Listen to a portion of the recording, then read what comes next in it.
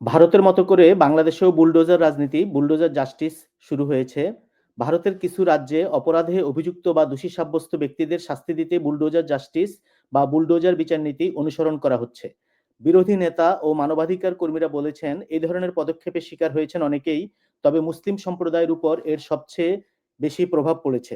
বিশেষ করে ধর্মীয় সহিংসতা বা প্রতিবাদের পরে মুসলিম সম্প্রদায়ের বাড়িঘরেই এ ধরনের ধ্বংসাত্মক পদক্ষেপ নেওয়া হয়েছে বলে অভিযোগ রয়েছে। ভারতের সুপ্রিম কোর্ট বলেছে, সরকার নিজে বিচারক হয়ে সম্পত্তি ধ্বংস করতে পারে না।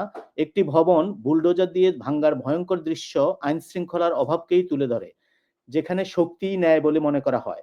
সুপ্রিম কোর্ট কঠোর ভাষায় এই প্রথাটির সমালোচনা করে বলেছে, গণতান্ত্রিক সংবিধানের অধীনে এ ধরনের ঔদ্ধত্যপূর্ণ এবং স্বৈরাচারী পদক্ষেপের কোনো স্থান নেই।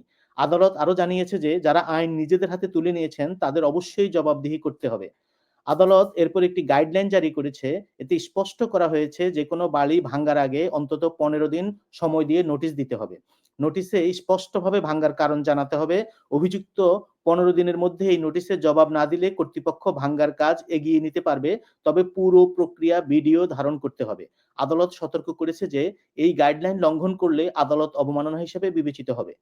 বাংলাদেশে অনেকেই বিশ্বাস করেন, ইন্ডিয়া আজকে যেটা করে বাংলাদেশ কিছুদিনের মধ্যে সেটা করে।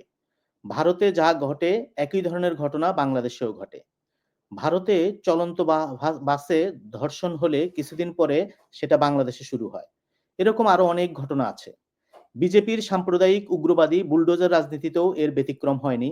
ভারতের সাথে তাল মিলিয়ে বাংলাদেশেও রাজনীতিতে বুলডোজার চলে এসছে।